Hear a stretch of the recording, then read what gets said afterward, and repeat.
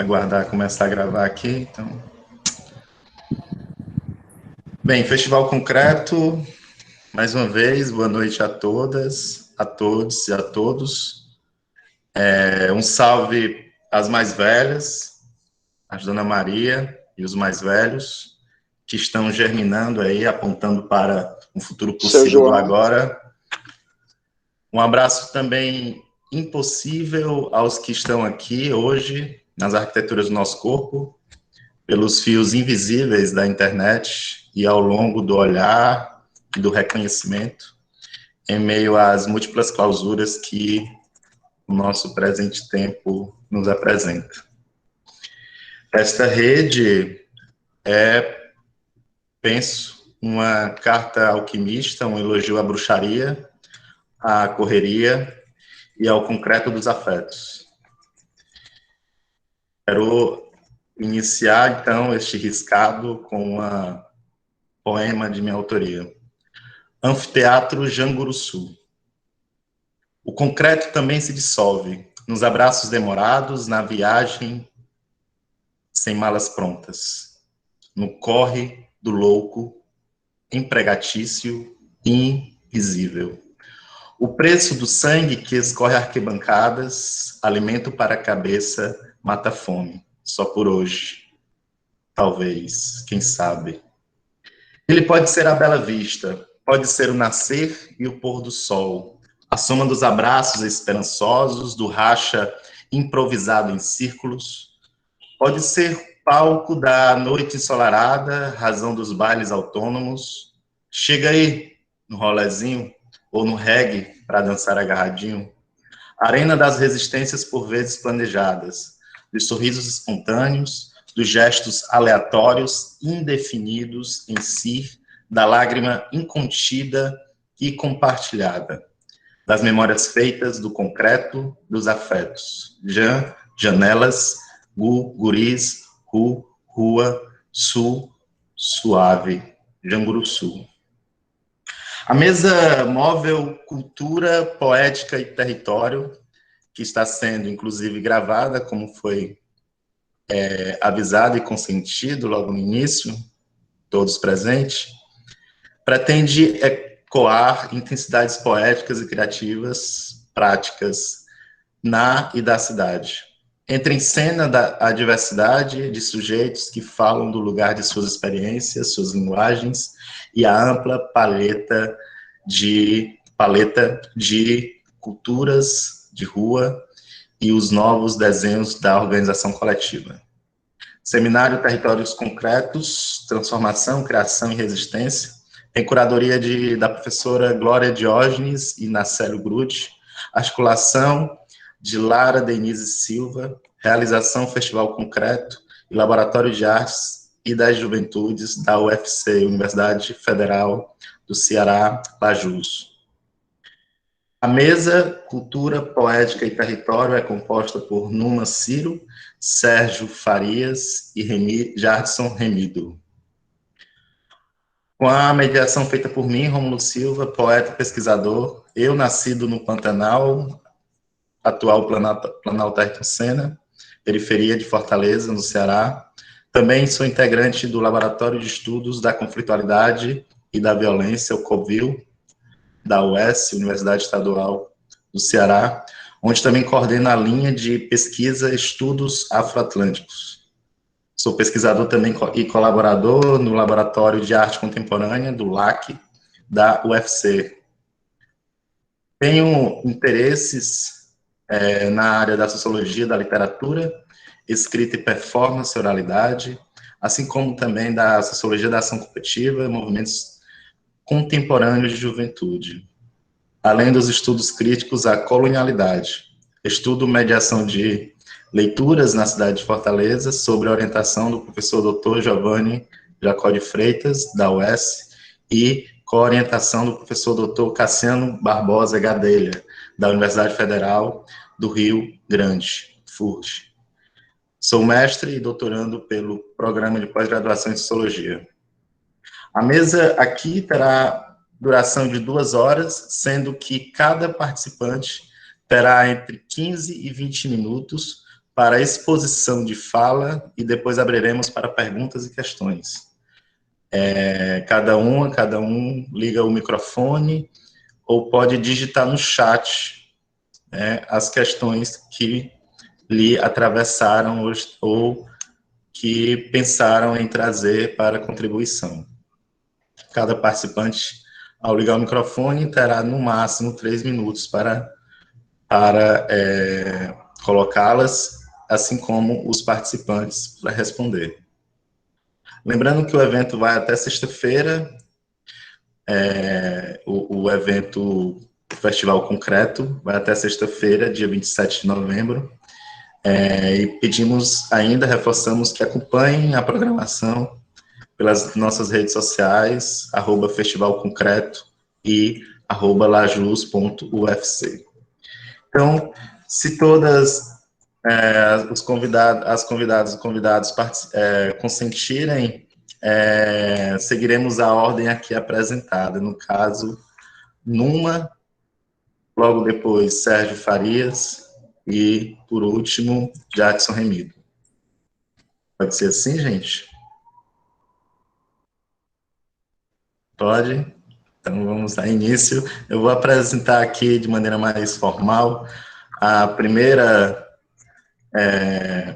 convidada, Numa Ciro, do Rio de Janeiro. Ela é paraibana, mora no Rio de Janeiro atualmente. Ela é cantora, como vocês puderam ver, e performer, poeta, letrista e psicanalista, psicanalista membro do Corpo Freudiano, Escola de Psicanálise, da seção do Rio de Janeiro. Ela também é pesquisadora associada no Programa Avançado de Cultura Contemporânea pela Federal do Rio de Janeiro, onde fez pós-doutorado.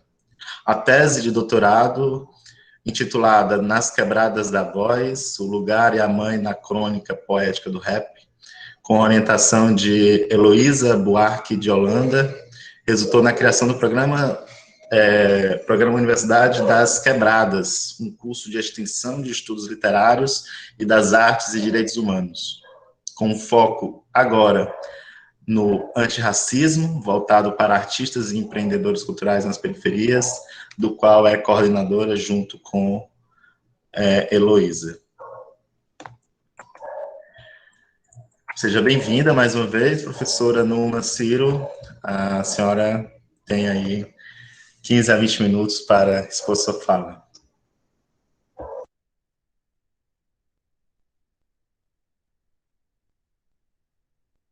Está sem microfone. Tá.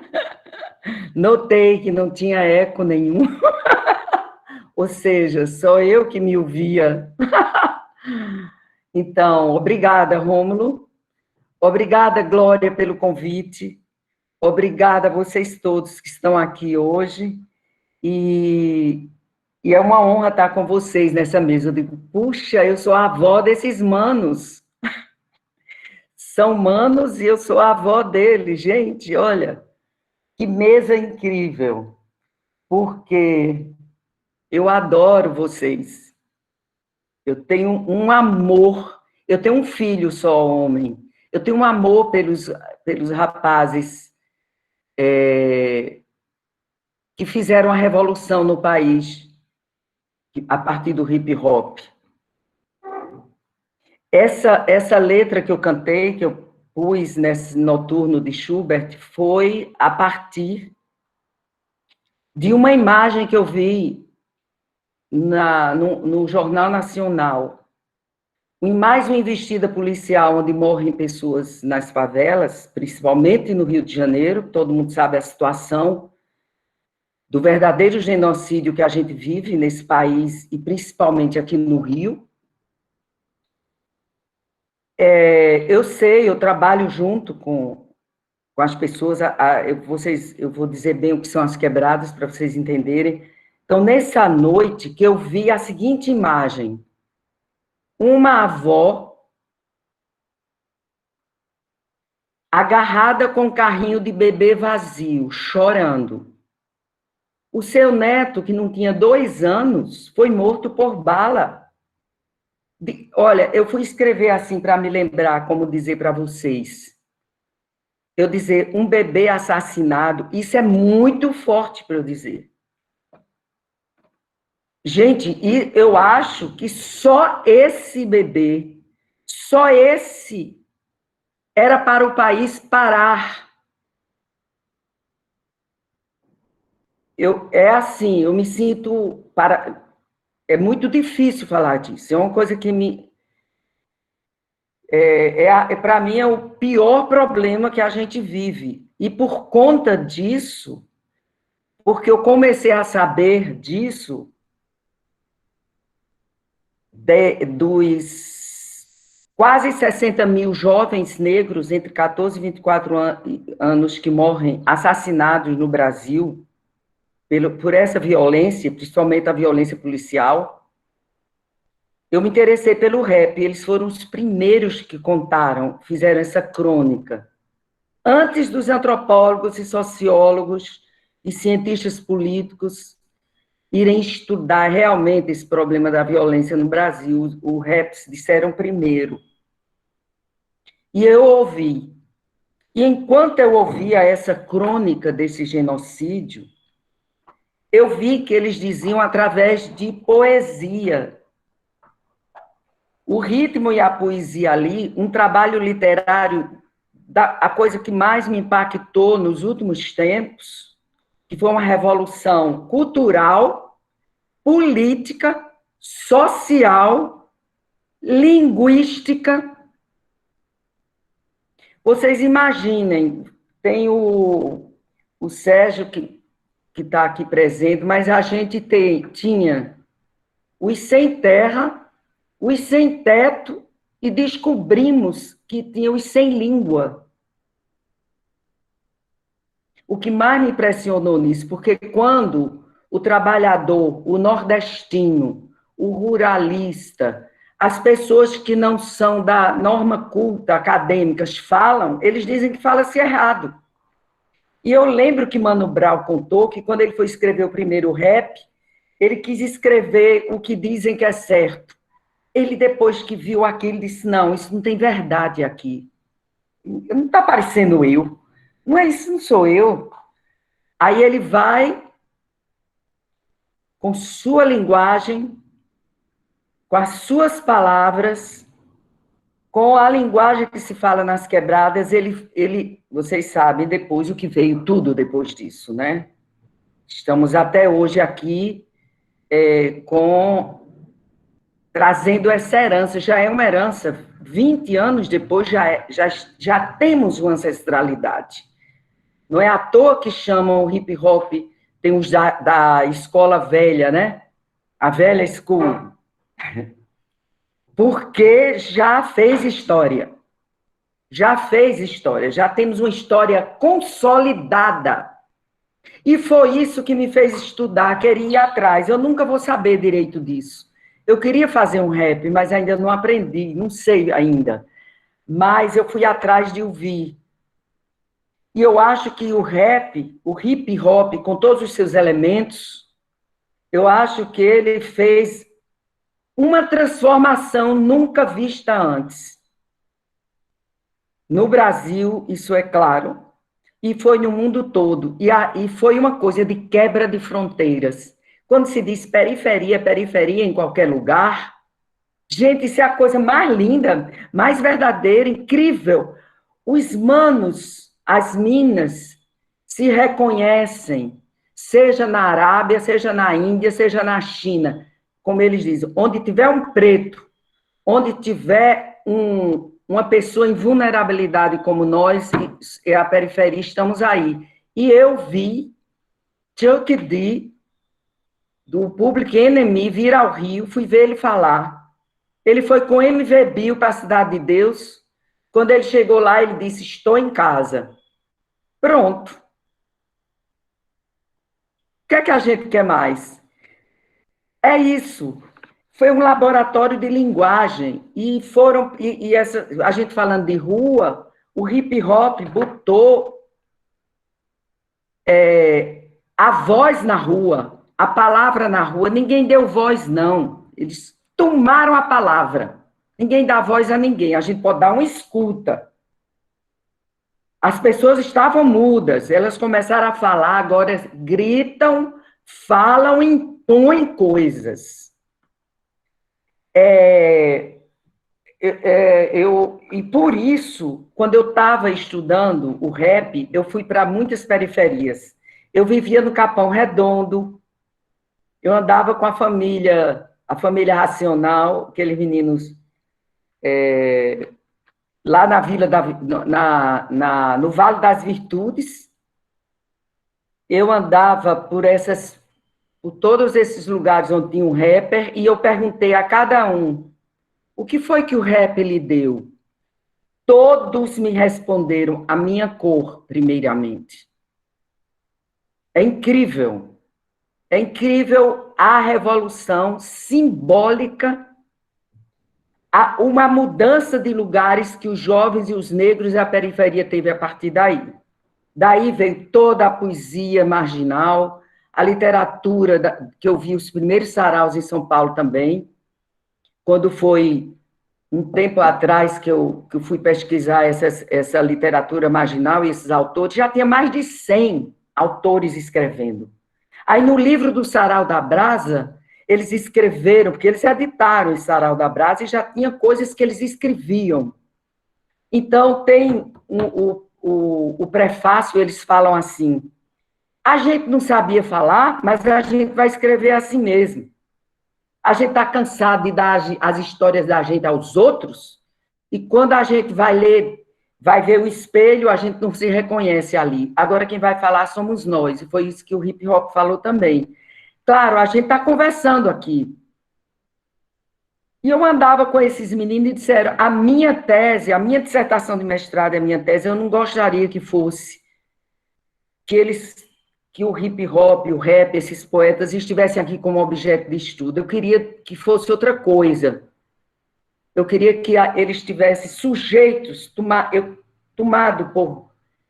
tivesse em mim alguma coisa ali que eu pudesse dialogar com ele, e os meninos entenderam. Eu, velha assim, andava com os meninos novos. Fiquei amiga de Mano Brown, ia para a casa da mãe de Mano Brown. O de função vinha aqui em casa. Eu andava com esses meninos e a gente começou a trocar coisas. Eu dava livro para eles me mostravam o que eles sabiam. Foi uma troca incrível. E eu vindo dizer a Heloísa Buarque, que ela sempre gostou da marginalidade, dos poetas marginais, da cultura contemporânea, de trabalhar sempre nesse lugar assim, olhando para isso que interessa, né? Ela, minha orientadora, e eu chegava dizendo, fui com o menino para ali, fui com o menino para cá. Dudu do Morro Agudo, vivia lá no Morro Agudo com o Dudu. Fiel, do Santa Marta, aqui, que é de Campina Grande, Fiel foi lá na minha tese, quando eu fui defender ele, filmou. Então, era essa troca que a gente estava tendo. A Heloísa disse assim, mas Numa, não faça essa troca na sua casa, nem assim, pela rua, vamos fazer isso na universidade.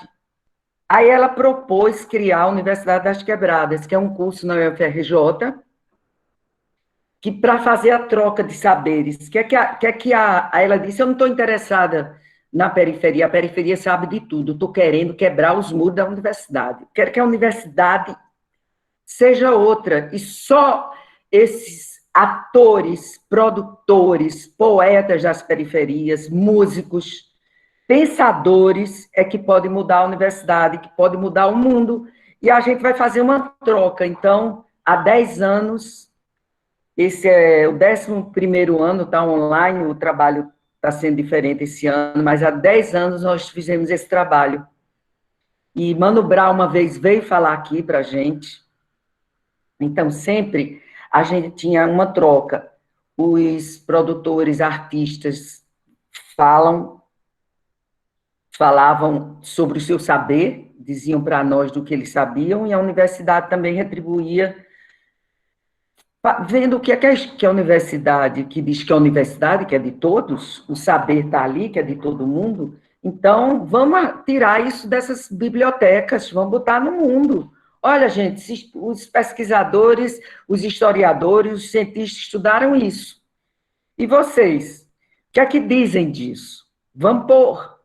Agora a gente vai pôr o saber acadêmico para provar se presta ou não. Ou em que medida. E lá, vamos trocar. Então é isso, eu acho que eu já passei do meu tempo, né? É essa troca que nós temos de saberes que a gente está tentando fazer. Esse ano foi interessante porque a Heloísa fez um planejamento todo sobre mulher negra e fizemos 24 lives chamado Fórum M, as pandemônicas na pandemia. Então, rappers, funkeiras, poetas, sambistas, produtoras culturais das periferias, as mulheres todas que estão trabalhando nas favelas todas foram falar para nós do seu trabalho e do que estão fazendo nessa pandemia. E também estamos fazendo presença preta, que a gente, desde o ano passado, que entrevista as mulheres negras que contam sua história, sua travessia nesse saber contra o racismo e também sobre a emancipação da mulher, né? O trabalho dos direitos das mulheres. E é aí que a gente está trabalhando assim esse ano. Até o próximo ano, ver se a gente vai de novo ter que fazer presencialmente.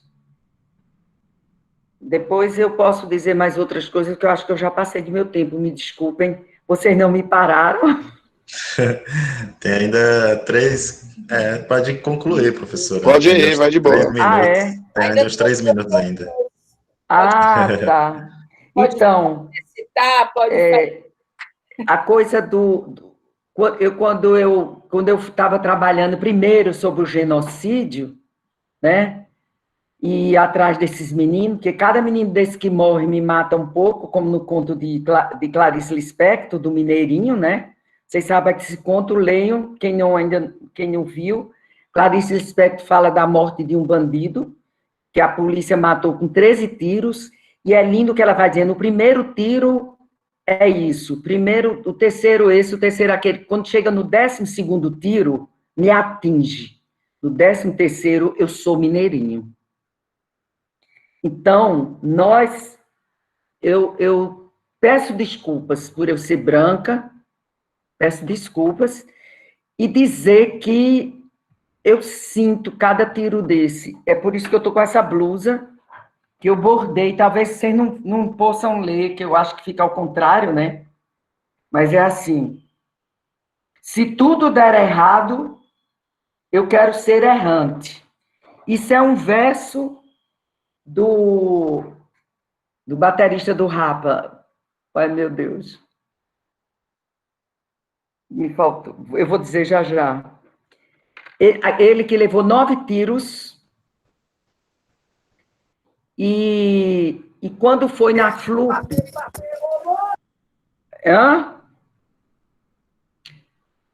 Quando Marceliuca... Marceliuca, professor. Marceliuca, isso. É porque é nome do meu irmão, que morreu também. Aí eu acho que o lápis do inconsciente tem essas coisas, né? Marceliuca. O ano passado, Écio Salles me convidou para fazer uma homenagem a Marceliuca na FLUP, que abriu a FLUP do ano passado, que logo depois ele veio até a falecer também, né? Rapidamente, o Écio. Foi a primeira pessoa que eu entrevistei para estudar o rap, foi Écio Salles, que criou a FLUP também. E Écio me chamou e eu fui. Aí eu lembrei e li de novo a biografia do Yuca, que ele dizia que quando era criança, ele ficava olhando nos telhados aquelas pipas. Ele olhava para aquelas pipas e dizia, para onde elas vão? O que é aquilo? Era o horizonte, era o futuro para ele. Então eu bordei também na minha blusa esse verso dele, se tudo der errado, eu quero ser errante. Eu tomo para mim, isso me representa. E eu bordei aqui 9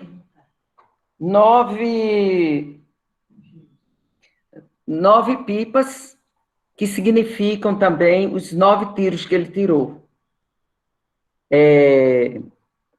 Então, eu vou cantar para vocês, vou terminar cantando algo para vocês meu.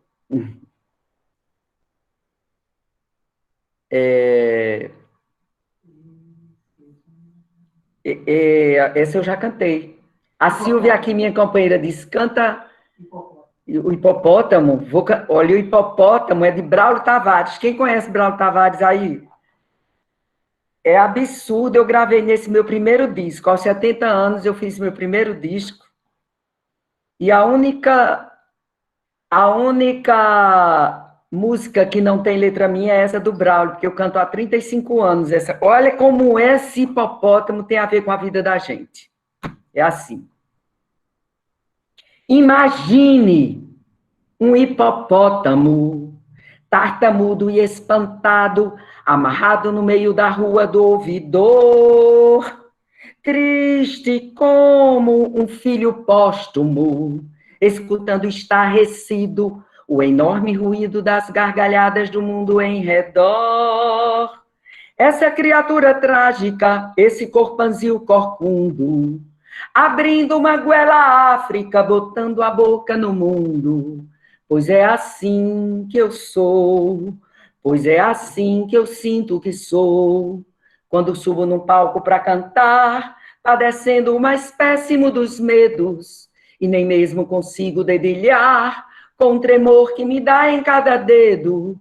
Tanta gente escutando a minha voz, tantas caras e pares de ouvidos, mas a goela escorrega nos bemóis, ou então nem alcança os sustenidos. Eu sei que tem gente que é muito mais valente e acha essa história de cantar um negócio extremamente ótimo. Eu acho também, mas eu me sinto um hipopótamo.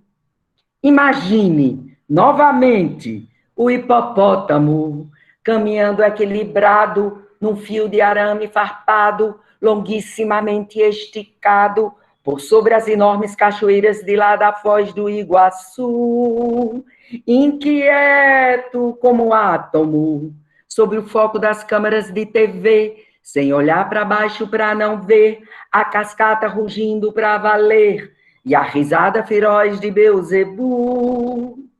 Essa criatura trágica, esse corpanzil corcundo, abrindo uma goela à África, botando a boca no mundo.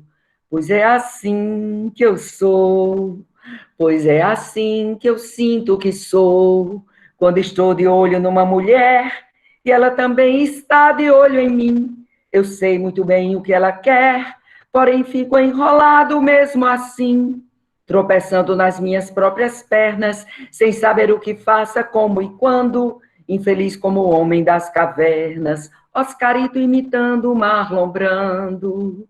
Eu sei que tem gente que é muito mais valente e acha essa história de trepar um negócio extremamente ótimo. Eu acho também, mas eu me sinto um hipopótamo. Imagine, finalmente, o hipopótamo num Pantanal movediço, afundando pesadíssimo, sentindo a boca do abismo sorver suas bobas toneladas, ofegante como um búfalo, berrando, pedindo ajuda no ouvido da selva surda, sem ter ninguém que lhe acuda, mesmo porque já passa das 4:30 da madrugada. Essa criatura trágica, este corpanzil corcundo, abrindo uma goela à África, botando a boca no mundo. Pois é assim que eu sou, pois é assim que eu sinto que sou, quando às vezes me olho no espelho e percebo que desde que eu nasci, que eu só faço viver e ficar velho, sem saber o que vim fazer aqui, com a corda do tempo no pescoço e os pés a pisar no alçapão, mil perguntas doendo em cada osso, mil cantigas pedindo explicação. Eu sei que tem gente que é muito mais valente e acha essa história de viver um negócio extremamente ótimo. Eu acho também, mas eu nasci um hipopótamo. Obrigada. Bravo! Obrigado, professora Numa. Oh. Obrigado. Dando continuidade a estas tessituras, professora Glória, de que a professora Numa nos convidou a pensar como a ideia de sem terra, que na verdade é muito concreta, assim como sem teto e sem língua, e de pensar que ninguém dá voz a ninguém, de como pensamos realmente, inclusive, os espaços e os regimes de verdade da academia.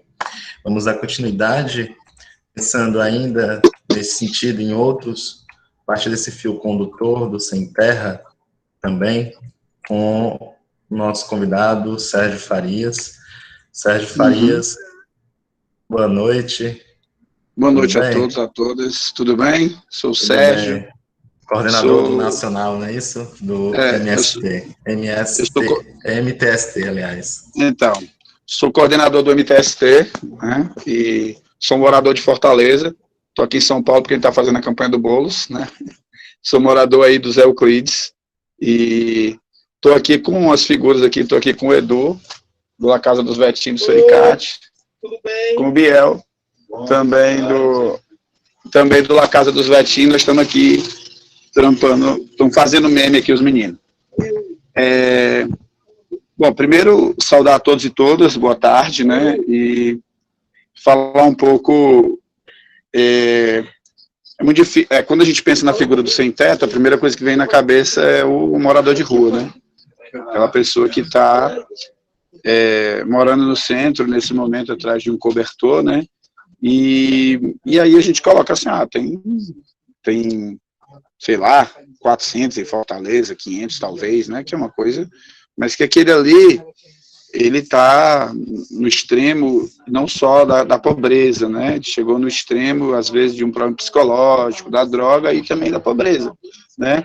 O sem-teto, ele pode ser a empregada da sua casa, né, pode ser o porteiro, o garçom que ele serve, o sem-teto é uma pessoa que está muito mais próximo da gente, e aí o Boulos tem trazido esse debate aqui em São Paulo, né, que é muito interessante, né, que muitas vezes até na classe média baixa, a pessoa tem um filho de 25, 26 anos, né, numa casa de 2 quartos, morando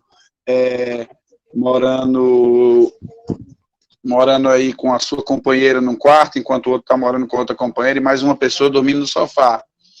Quem é aquele rapaz que não pode pagar um aluguel? Né? Ele é um sem-teto. Então, assim, o sem-teto, às vezes, ele está dentro da nossa casa e a gente não consegue reconhecê-lo como tal, né? Então, o nosso papo aqui é território, tem muito a ver com a cultura, e um assunto que me interessa muito, né? Eu nasci na Rocinha, no Rio de Janeiro, e muito cedo eu estudava numa escola chamada Paula Brito.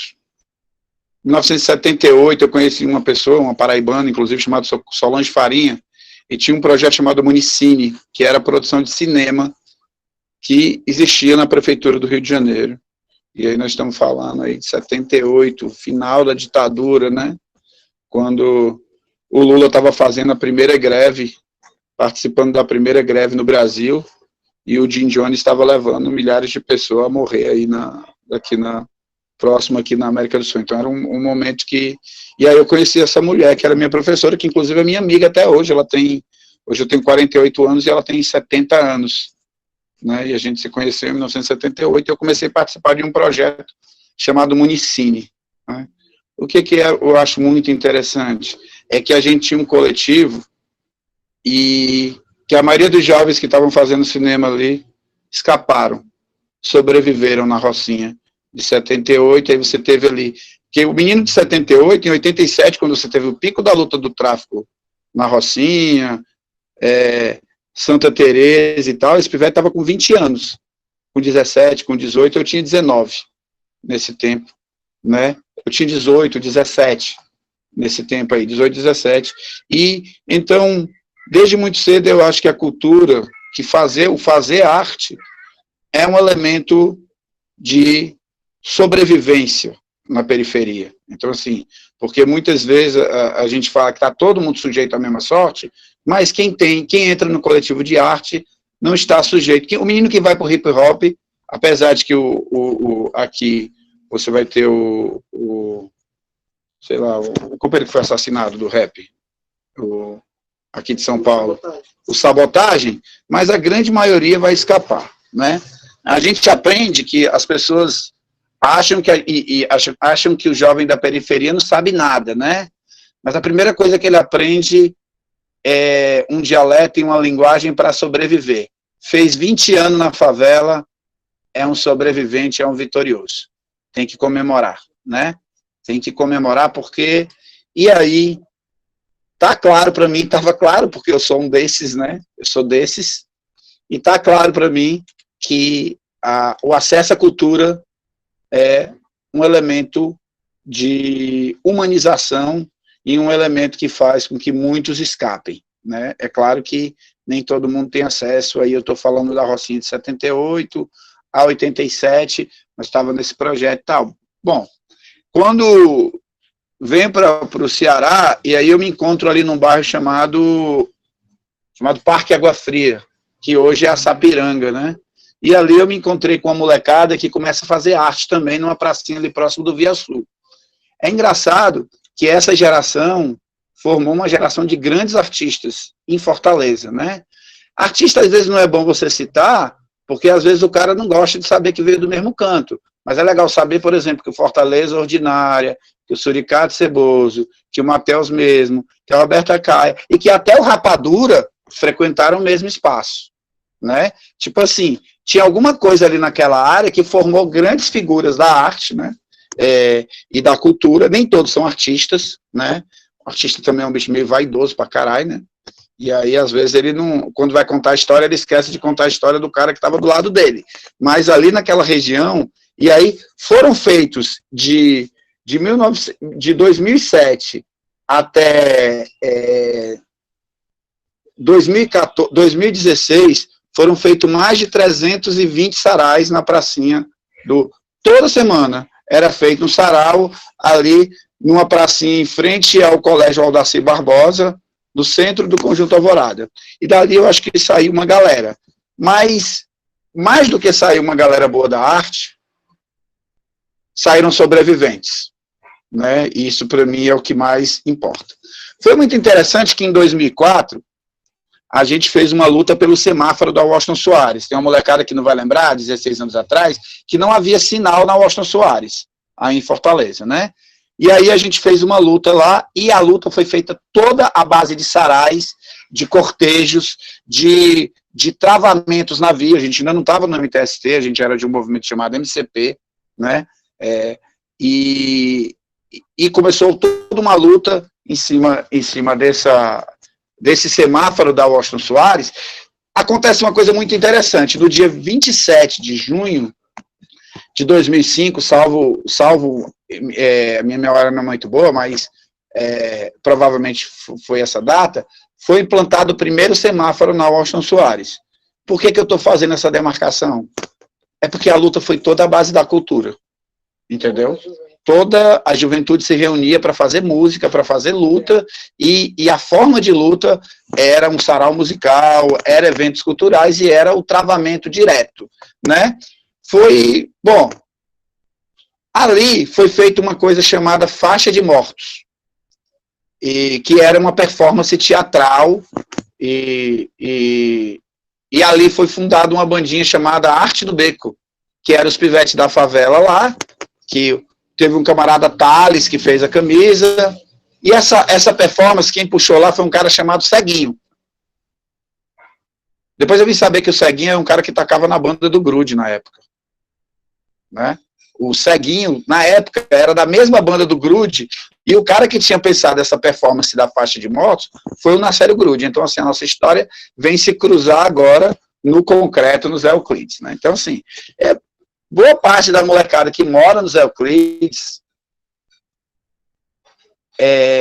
toda uma parte da molecada que mora nos Euclides era aquela molecada que tinha 9 anos, como o Edu aqui que está do meu lado, 16 anos, 17 anos, 15 anos, que hoje os seus filhos estão tocando numa bandinha agora, que o Concreto ajudou a construir lá nos Euclides, e que chama Arte do bloco, porque agora as crianças não moram mais em beco, maceiro em bloco, e isso é importante para a gente, porque, assim, crianças que eram sem teto, né, e que, aí eu gosto de contar essa trajetória, porque, assim, quando o Ayrton estava travando o semáforo da Washington Soares, era do tamanho do que o filho dele é hoje, ele nunca sonhou em ter uma casa, porque ele era um sem teto, e a gente só foi se reunir na luta por moradia em 2014, em 2009 a gente conheceu o Boulos, no Fórum Social Mundial de Belém, e em 2008, e em 2014 o MTST fez a sua primeira ocupação.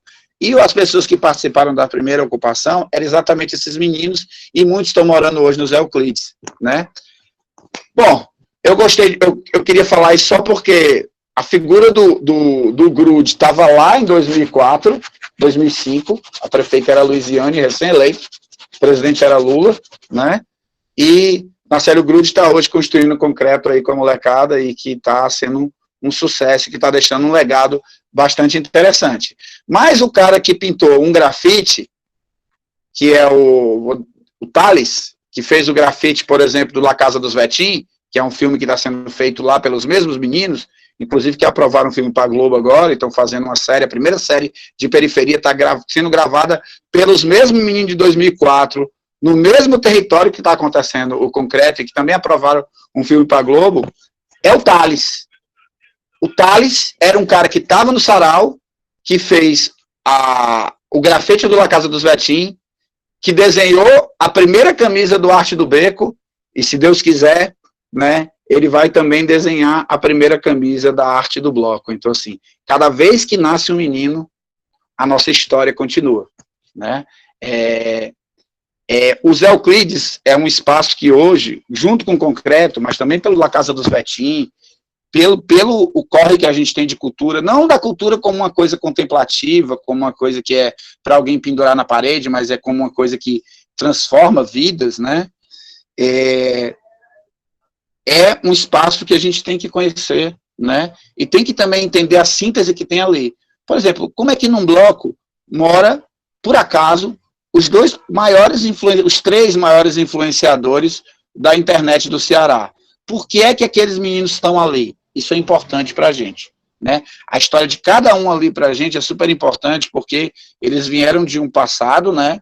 De estar junto, de um processo que gerou hoje. Hoje eu não estou aí, mas eu chorei muito quando eu vi a mediateca da Quadra 10, porque assim, é uma coisa tão linda, mas diferente de um Cuca, diferente de um equipamento que o Estado constrói, é um negócio que o pivete abre a janela, ele abre a janela e ele vê a mediateca do lado da casa dele. Quando o pivete vê um grafite na casa dele, né, ele não mora mais num bloco, numa casa de concreto, né?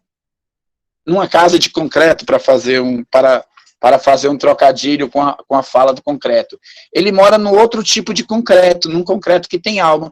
Imagina que é você morar num bloco, num canto que só tinha violência, que nem o Uber andava, que era difícil, que não tinha CEP até agora, bem pouco tempo, e você acordar e ver que a tua casa é uma obra de arte, né? Assim, o que vai transformar na vida dessa criança daqui a 10 anos é o que me importa, né? Então, assim, daqui a 10 anos, aquela arte que é uma música, lá o Baiana System gravou o clipe com os meninos da Casa dos Vetim, por exemplo, né? O Russo, o Rapadura teve lá, o Caetano Veloso e a Paula Lavigne teve lá, a Glória Diógenes também, que é uma grande pesquisadora, uma pessoa, né? Então ali você está reunindo o próprio Grude, né? E o Léo, os nossos artistas locais, né? O Léo, o Diego, o Edu, o Talmon, enfim, não vou enumerar, esses meninos estão frequentando um território e aí a gente acha, porra, cara, além da pesquisa que a Glória vai fazer lá, né, com os copeiros da universidade, a gente tem que entender que ali a gente tem que construir alguma coisa para virar modelo para ser replicado como política pública. Que aconteçam outros festivais internacionais como o Concreto, né? Que os ritmos da periferia, né? Porque assim, a academia ela está um passo atrás da realidade. E nós temos que entender isso, né? Por exemplo, a minha geração é a geração do hip hop. a minha geração é a geração a minha geração, não, sou um pouco mais velho que a geração do hip hop, né? Mas digamos, então a galera tá ali na minha média de idade, a idade do Boulos aqui, que tá para lá e para.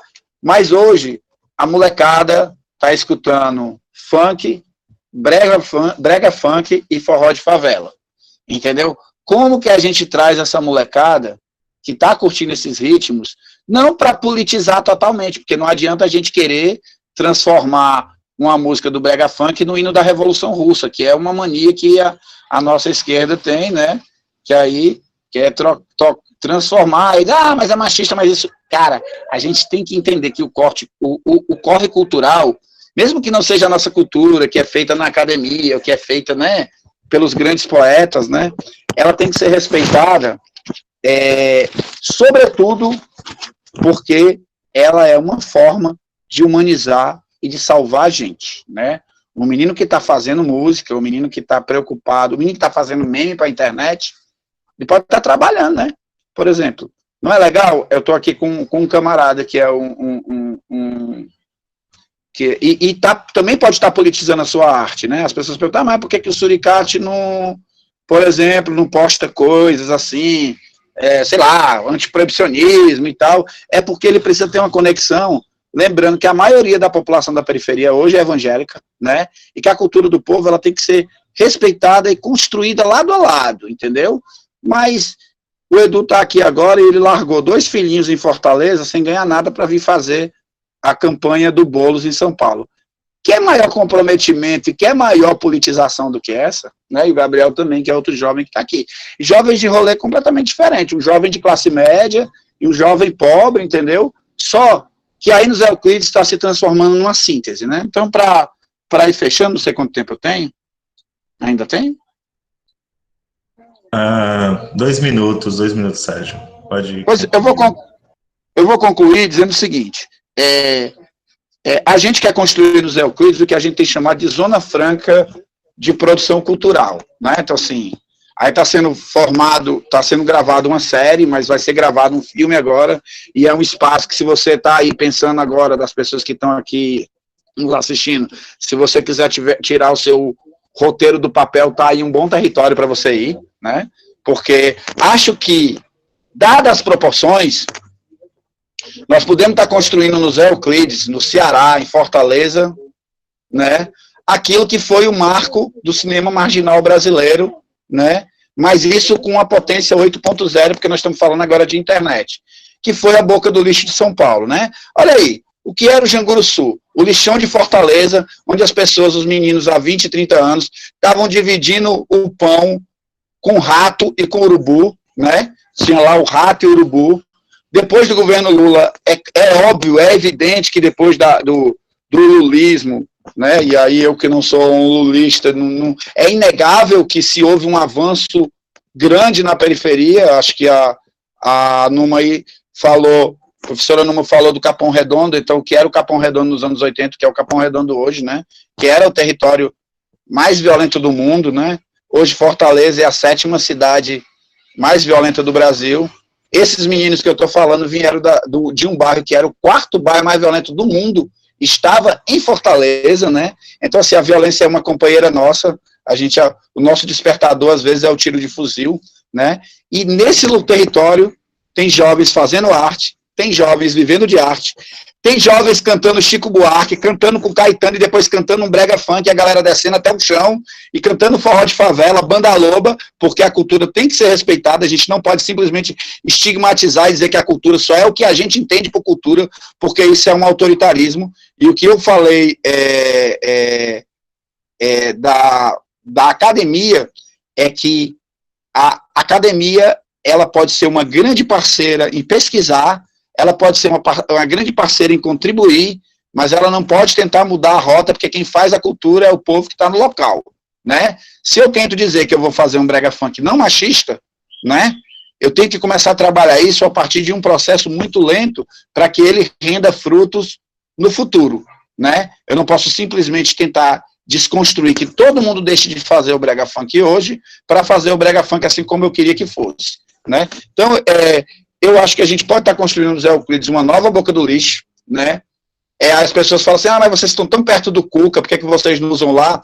É porque esses espaços, ao contrário do que a gente pensa, eles não são tão acessíveis. Porque é que os grandes produtores de internet do Brasil, ou do Ceará, eles, ao invés de estarem num Cuca produzindo, eles estão nos Euclides. Sem contar que isso é uma vergonha, né, para os nossos governantes. É uma vergonha. Porque faz tempo que a Socorro França está super interessada em construir um equipamento de cultura aí. Mas a gente, por exemplo, ainda não conseguiu falar com o Sartre. A gente conseguiu falar com a Luiziane, conseguiu. Por quê? Porque o que a galera pensa é fazer o grande equipamento de cultura. E o grande equipamento de cultura vira um grande elefante branco, que depois as tendências políticas vão discutir para ver quem dirige e quem emprega quem. Acho que a cultura, como Estado, e aí é uma crítica, não sei se tem alguém de Estado aqui, eu não tenho nada contra, porque é um momento que a gente está lutando contra o fascismo, então eu tenho que ter muito cuidado com a crítica. Porém, não se pode ver cultura como uma coisa de uma pequena panelinha que a exemplo disso, vou fechar aqui, eu gosto do Água de Quartinha, certo? Mas eu cheguei lá no Bom Jardim e estava tocando Água de Quartinha para ninguém. Porque qual a identidade que a galera do Bom Jardim tem com Água de Quartinha? Em compensação, eu conheci um cara lá que é conhecidíssimo do Bom Jardim, MC Lennon, doido para tocar de graça eu estou falando da época, pode ser que tenha mudado, que faz tempo que eu não ando no Bom Jardim, né? Doido para cantar no Bom Jardim e ninguém dava um microfone e uma caixa para ele cantar de graça, né? Então, assim, a nossa molecada quer cantar de graça. Mais caixas na periferia, mais som na periferia, mais festas na periferia e tribunas para a molecada fazer arte. Essa galera aí, ela não vai brigar por edital, ela vai brigar para mostrar a sua arte, e a arte é transformadora na sua vida, né? Então, eu encerro por aqui, dizer que eu estou muito feliz, acho que o Grude talvez tenha, eu vou puxar a sardinha, ele pode ter cometido um dos maiores acertos da vida dele, porque talvez, dificilmente ele vai encontrar um canto que ele conseguiu construir a arte dele do lado de uma molecada que já estava num rolê de 16, 20 anos e precisava dessa catapulta. É isso. Um abraço a todos e todas. Bravo, Obrigado. mestre, maravilhoso. Muito bem, amigo. Obrigado, Sérgio Farias. Então, nessa perspectiva, então, a partir do que a professora Numa nos trouxe, né, e também a contribuição do querido Sérgio Farias, ele disse algo que eu anotei aqui: a academia está um passo atrás da realidade. Eu diria, Sérgio Farias, que isso se aplica aos partidos políticos também, todos eles. Ambos os partidos transitam de maneira assimétrica numa disputa de poder que está circunscrita a uma ideia colonial, capitalista, heteropatriarcal ainda, né? E aí pensar também que ambas as políticas públicas e os espaços são resultados dos coletivos e dos movimentos de favela e periferia.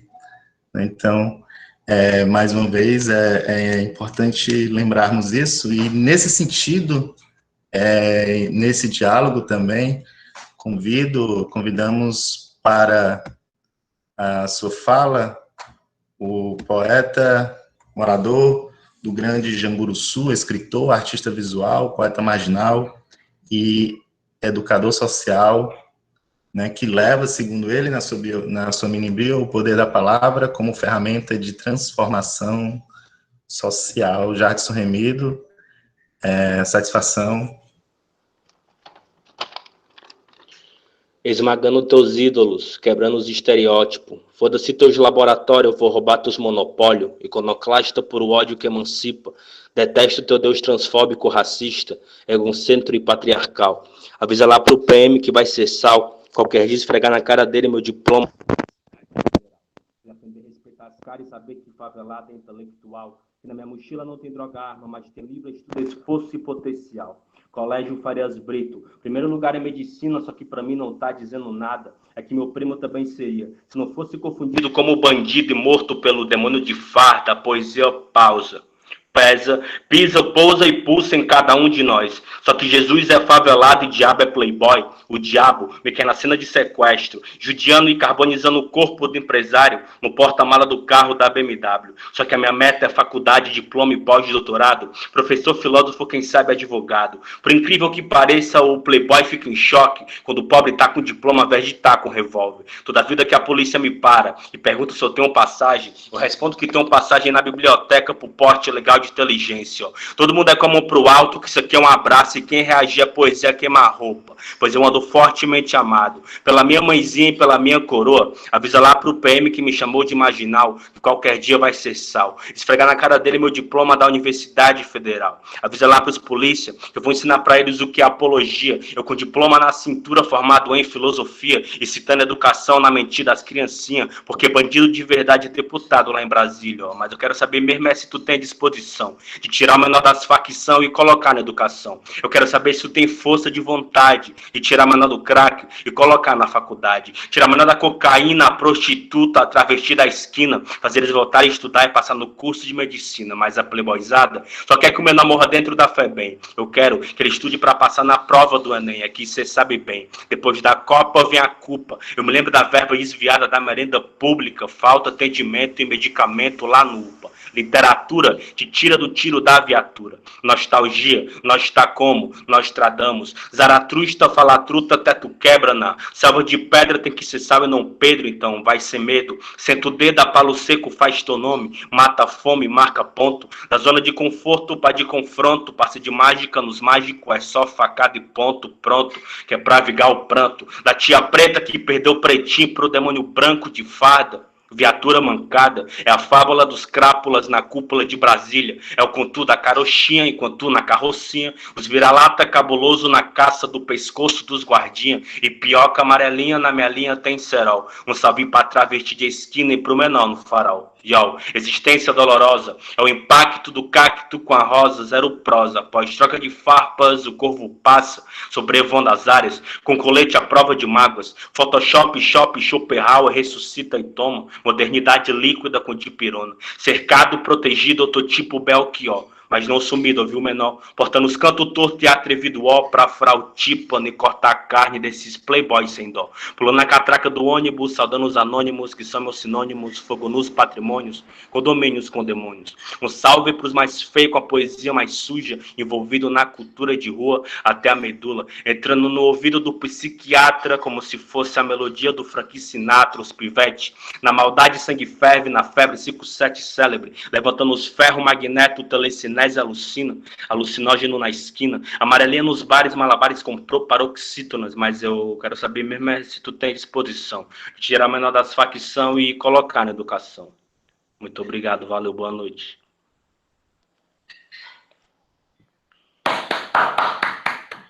Muito incrível, é isso que eu gosto, nossa. Ai, como eu gosto. Gosto com dor, é isso. Como é bendito, como é um poeta. Muito obrigado aí, boa noite. Me chamo Jadson Remido, tenho 26 anos de idade, moro no Janguru Sul, a regional mais militarizada. Uma das palavras que tem nesse seminário é território, né? E aqui, para você poder transitar de um território para outro, o passaporte, para que você não seja abordado por facção Y ou X, é você ter que andar com um livro, ou um violão, ou um skate, ou uma prancha de surf, ou qualquer coisa que te insere no território e não ameace a tua vida, né? E me lembro uma vez que estava tendo uma oficina de grafite na favela do Jereba, próximo ao Cuca do Janguru Sul, e todos nós temos que falar para o pivete que ele tem que estudar, que ele tem que ser alguém na vida, mas eu acho que isso é uma fala meio defasada, porque ele já está sendo alguém na vida, tá ligado? Mas eu quis apresentar o livro para ele de uma forma bem diferente, né?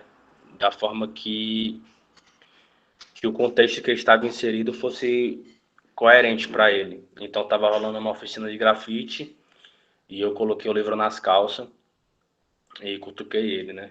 Aí ele, qual foi, tio, e tal? Aí eu falei, ei, menor, segura esse livro aqui, ó, mas toma cuidado que a polícia tá nas áreas. Se eles perguntar se tu tem passagem, responde que tem passagem na biblioteca pro poste legal de inteligência. Então, a partir do momento que eu falei aquilo para o pivete, ele passou a olhar para o livro de uma forma totalmente diferente e totalmente inovadora, né? Porque os livros são apresentados para a gente de uma forma muito fria, técnica, de uma forma muito chata, a gente não se interessa. A gente passa nas provas e a gente estuda só para passar. A gente não estuda para que a gente venha transformar nossa realidade. Até porque o código de linguagem não nos contempla. A linguagem não é acessível, não é popular, é uma linguagem fria e não tem a nossa vivência ali. Então, é sempre bom a gente poder quebrar esse código de linguagem, não suicidar o nosso código de linguagem, né? Não ter que falar formal, porque falar na gíria, é ser político, andar gingando é ser político, entendeu? E é sempre bom a gente poder quebrar esse código de linguagem da melhor forma. E um sábio para o analfabeto que não domina o circunflexo, mas nos pichos do alto do prédio deixou os playboys disléxicos. E a gente tem um código secreto que eles não conseguem compreender. E a partir do momento que eles não conseguem compreender, a gente consegue bugar o sistema cognitivo deles através da nossa linguagem. Então a gente está reinventando o nosso imaginário através da arte, através do picho, através do teatro, através de uma troca de ideia, através do afeto. E é isso. É papo reto, eu não quero me esticar muito. Satisfação e boa noite. Muito obrigado, valeu.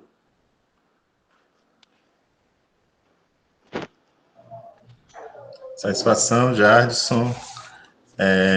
Gente, então, está aberto o microfone, né? Em regime de sarau, de favela. Está aberto o microfone aí para quem quiser fazer uma pergunta, recitar um poema, colocar questões para um de nossos convidadas. Tá bom? Então, pode escrever no chat ou liga o microfone, tá bom?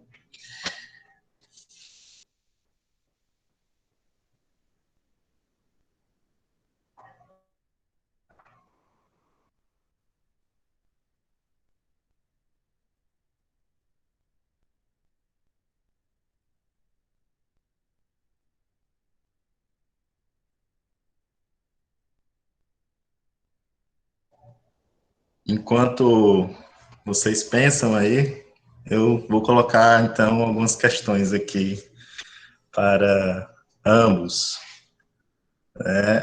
A primeira questão que eu pensei, e aí é para ambos os convidados, né, Numa, Sérgio, Jackson.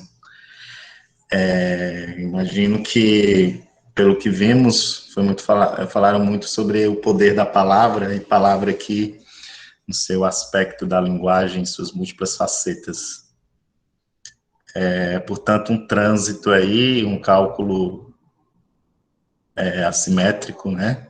Essa distribuição da palavra, do afeto e da escuta na nossa sociedade.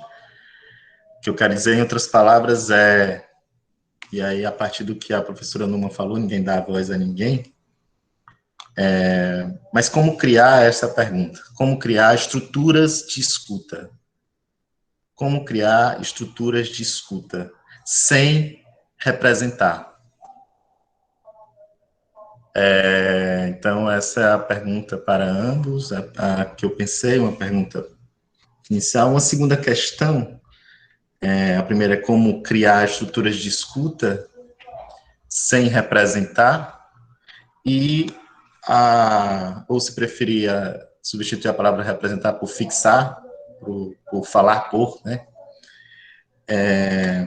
A segunda questão que eu pensei, também para a gente conversar, é de que forma podemos tecer, ou continuar tecendo, ou olhar de outro canto, nessa tessitura desta rede que existe, sempre existiu, que é esta rede que se convenciona chamar de resistência, enfim, mas que sempre estiveram ali, né?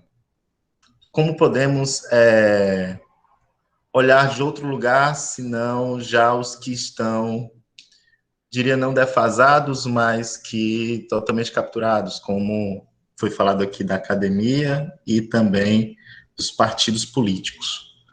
Como se deslocar desses lugares que já estão tomados por enfim, uma lógica que é a mesma que mata mais de 60 mil pessoas por ano no Brasil, e como olhar de outro canto da resistência. Existe outro canto da resistência? Então, seriam essas duas questões aí para iniciar. Podemos ainda abrir, né, professora? Eu posso falar um pouquinho?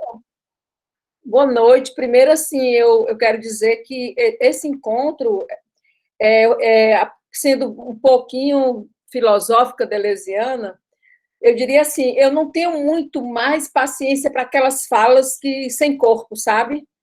Para aquela coisa, aquele discurso, aquele lereado que a gente diz assim, está reproduzindo alguma coisa, como diz o Rômulo, tá criando uma representação. Eu senti hoje, e essa palavra que eu quero trazer, que aconteceu algo, isso foi um acontecimento, não foram falas. Aqui, né, se criou a atmosfera do acontecimento, onde mesmo um sentado, outro aqui, outro acolá, nossos corpos foram ativados, foram atiçados. Várias vezes eu fiquei arrepiada, eu quis chorar, eu quis me levantar, eu quis dançar. Então, primeira coisa é isso, sabe? Sérgio, Numa, Jardson, Rômulo, vocês falam do lugar, vamos dizer assim, da pulsação da vida, não falam do lugar daquela... A fala, cuja, me lembrando da filósofa Hannah Arendt, é uma palavra viva e uma ação vivida. Eu acho que isso faz toda a diferença.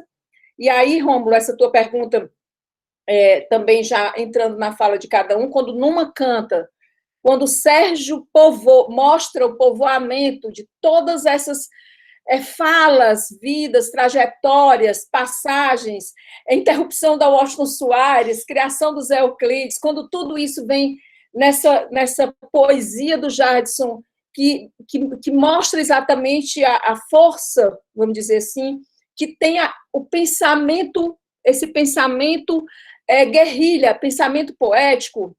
Eu diria assim, sabe, o Rômulo, que os partidos e a academia precisam, eu estou assim sendo deleuziana no seguinte sentido, Deleuze assim, a máquina de guerra, nós podemos ser máquina de guerra dentro da máquina do Estado, nós podemos ser máquina de guerra dentro da universidade, como você está dentro da universidade fazendo doutorado, é máquina de guerra.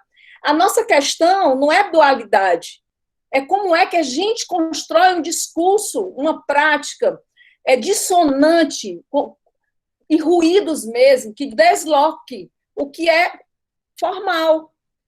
Como diz o Caetano de Queres, revólver eu sou coqueiro, de Queres dinheiro eu sou paixão, entendeu? Então, assim, nós temos muito, eu pelo menos penso assim, a gente, nessas lugaridades, nessas espacialidades, cantar dessa forma, né? Estar lá no Boulos, quando poderia estar aqui, a molecada lá, né, Sérgio, fazendo esse trampo aí, que é de coração, porque o Boulos é do partido, entendam. Mas não necessariamente estar, por exemplo, tentando costurar uma pesquisa com Socorro França, Rômulo fazendo doutorado, cujo orientador é instituído, ou seja, criar uma prática instituinte dentro do campo instituído. Eu acho que é isso que a gente precisa o tempo todo estar fazendo. Não é partir mundos, é fundir, criar, vamos dizer assim, tempestuosidades dentro do que parece sereno e do que parece comportado, né? A nossa fala, criar deslocamentos e transgressões, e outras, abrir um feixe de outras possibilidades, porque parece formal, disciplinado, né? E tudo isso que a gente sabe estruturado. Então, é mais ou menos isso, né, gente? Porque, senão, a gente Eu sou incomodada com a academia e com a intelectualidade, digo mais, eu não tenho nem mais paciência, certo? Segundo, o Rômulo foi meu aluno, mas ele fez uma fala citando vários autores em sala de aula. Eu digo, Rômulo, os autores são massa, mas a gente não pode ser tão encantado com os autores, porque ele é muito sábio, assim. O Rômulo, ele é uma grande cabeça, assim. Eu acho que ele vem de outras encarnações, sei não, de outros... Tem entidades aí que moram dentro dele, mas, assim, às vezes a gente se encanta com os autores. Os autores, eles criaram suas teorias de lugares de vida, né? Pensando assim, todo concreto, como diz Marx e Hegel, é um concreto pensado. O pensamento veio de um concreto. Eu quero saber da vida, né? Os autores podem ser usados como companheiros, companheirada, mas não como tendo a última palavra inata, porque a última palavra é a vida. E foi isso que eu senti aqui, queria muito agradecer, né, e dizer que eu estou tão encantada que eu penso que essa gravação tem que ir para várias aulas da universidade. Ainda bem que está gravado, porque a gente pode levar isso aqui para vários momentos, né, utilizar isso aqui como máquina de guerra mesmo. Grata. E já falei muito, porque me empolguei muito. Muito bom. Muito obrigada. Eu queria lembrar, até eu me lembrei agora, Sérgio, em 82 eu era professora da Universidade Federal da Paraíba. Depois eu vim para cá e pedi demissão um tempo lá. Hoje eu estou vendo que eu não tenho mais aposentadoria, mas fui para a vida. Tudo tem seu preço. E aí a gente fazia greves, que ainda começo dos anos 80, e tinha um pessoal que está aqui no Rio já, que voltaram e tudo, mas que criaram lá sociologia, o mestrado de sociologia e antropologia rural, e eles todos de esquerda, voltando dos exílios, e começaram a trabalhar com a conflito de terra na Paraíba, que foi um negócio muito sério. E eles ajudaram muito, foram muito trabalhar nisso. Aí, na cidade de Campina Grande, construíram um conjunto habitacional, que ia ser Castelo Branco o nome, e o povo não comprava, não tomava conta, não sei o quê. As pessoas invadiram. Foi a primeira vez que eu vi uma invasão na vida, assim, 82, imagine. E a polícia não conseguiu tirar o povo de dentro. Ou ficava o marido, ou ficava a mulher, ou ficava um filho, ou ficava 3 pessoas. Eles lá ficavam sem comer, sem beber, 2, 3 dias, conseguiram ficar com o conjunto. Foi uma resistência ativa, né? Nessa resistência de ficar só segurando uma coisa. Eles agiram, hoje esse conjunto está até hoje lá, é um dos maiores conjuntos habitacionais, e deram o nome de Malvina, porque foi no tempo da Guerra das Malvinas. Aí eles deram o nome, tá lá, o Conjunto das Malvinas, para a gente se lembrar que uma ocupação em Campina Grande foi vitoriosa. Foi incrível. Eu queria dizer isso para você, talvez você saiba, né? Porque vocês conhecem o país todo e estão trabalhando em cima disso. Mas eu queria dar essa lembrança, que foi muito lindo, foi muito incrível. E tá lá, quem quiser ir a Campina Grande, conhecer o Conjunto das Malvinas, que ia ser Castelo Branco, gente, mudou tudo. Até o nome, foi lindo. E a universidade ajudou. Olha aí que coisa importante. Os professores que estavam lá estavam do lado deles, como do lado dos camponeses. Eles estudavam para isso. Nesse bate-bola aqui, deixa eu só me colocar com relação à universidade, né? Sim, eu acho que, assim, de 82 para lá, quantos negros nós tínhamos na universidade, né? Quantos jovens como o Remido tinham na universidade, né? O meu sobrinho, o Léo é fã do Remido, por exemplo, por conta de uma poesia que o Remido, acho que é do Remido, acho que é do Remido, sobre o tênis, o jovem que faz um corre que morre em busca do tênis, né? Que eu acho que é muito interessante. Quantos jovens nossos morreram em busca de um tênis, que é uma coisa que a classe média tem lá, milhares, né? Na sua, assim, a questão de classe é importantíssima, né? Às vezes eu tava, no dia que teve a chacina a chacina do Benfica, eu estava na beira, na praia de Iracema com a companheira, e tinha um cara conhecido que ele só falava, eu só quero saber da luta armada, porque é luta armada, porque é luta armada. Mas tu quer luta armada, tu quer ver arma, vai lá pro Rio Grande do Sul. Vai ver o que, assim, quem não vê arma, adora arma, né? Discurso, pura retórica, às vezes é uma radicalidade do menino que solta pipa no ventilador, né? Solta pipa no ventilador é muito fácil, não precisa do vento, é fácil, né? Então, assim, a outra questão que é foda é a questão do Estado, que é falta de Estado, vai para lá também, porque não tem Estado lá também. Assim, eu acho que nós temos que construir uma síntese, sim, essa trama, essa coisa, respeitando toda a nossa diversidade e diferença. Temos que falar uma linguagem acessível ao povo, né? A minha mãe é Dona Gonçala, tem 88 anos, né?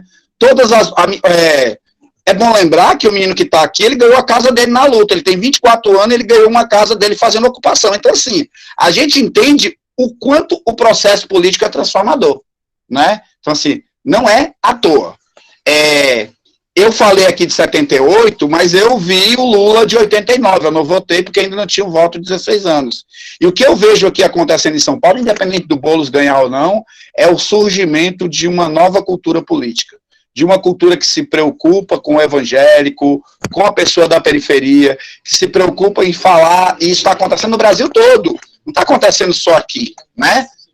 Se por um lado nós temos uma disputa aí, nós podemos negar, e a gente vai negar a política, de um lado nós temos um fascista, claramente, que apoia a chacina, que está ligado à milícia, né? Então, assim, se de um lado nós temos um cara moderado, que eu nunca votaria nele em outra situação, nessa eu voto com prazer, porque é para derrotar o fascismo. Então, assim, a política, ela nos cruza as nossas vidas, independente da gente querer que ela cruze ou não.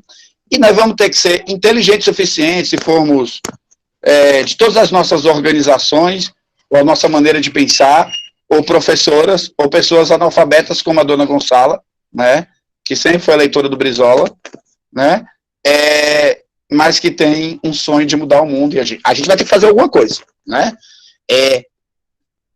Questão da academia de andar um passo atrás não é nenhuma crítica. A academia é necessária, é importante, assim como as organizações políticas, todas elas. Para mim, só quem não está organizado é que nem aquele cachorro que está latindo quando a carruagem passa, ele só reclama, a pessoa só reclama, crítico, né? Assim, as pessoas organizadas, seja em qual for a sua forma de organização, que estejam trabalhando para humanizar o mundo, elas têm que estar nessa rede que o Rômulo falou, né? E que não se dá 2 passos de uma vez. Se eu dou 2 passos de uma vez, eu caio, então um passo para frente, eu estou atrás. Quando a crítica à academia eu tenho que estar lado a lado, eu não posso querer ditar regra ou cagar regra, vamos falar assim, né? Eu não posso cagar regra ou ditar uma linguagem. Às vezes a gente não entende, isso é um grande problema, inclusive, da esquerda, nossa esquerda acadêmica, universitária, né, que às vezes vai disputar uma prefeitura de Fortaleza, parece que está disputando um DCE de faculdade, né, e aí não consegue se conectar com o povo. Será que todos os evangélicos, e aí vou finalizar a minha fala, e para chamar para essa conexão também, será que todos os evangélicos são Malafaia e o Feliciano? Né? Porque quando eu morei no Rio na década de 80, o povo pobre era da Umbanda, da Quimbanda, do terreiro, e hoje, esmagadoramente hoje, o tráfico está aliado aos evangélicos para combater os cultos de matriz africana, né? Isso no Rio, e é do conhecimento de todas as pessoas, assim, mas será que todo evangélico é conservador, é feliciano, é Malafaia? Então, assim, por um tempo a gente esqueceu de disputar essas pessoas que estão, por isso que eu falei do brega funk, do forró de favela, eu acho que a gente tem que dizer assim, ó, o hip hop é importante, massa, mas é importante entender o que está acontecendo hoje na periferia de Fortaleza e tentar, assim, ver como que um cara como o poeta que me antecedeu, né, como esse cara, e aí ele tem uma coisa interessante, que é exatamente uma linguagem acessível pra caralho, né, por que esse cara consegue comunicar? Se o Pivete ouvir a fala dele, o Pivete vai se sensibilizar, até a maneira que ele falou de passar o livro, né, é uma coisa que a gente chama de místico, foi místico para o Pivete achou que era uma arma, né, e era uma arma, quero saber, né, então assim, respondendo, nós temos que ter muita sabedoria,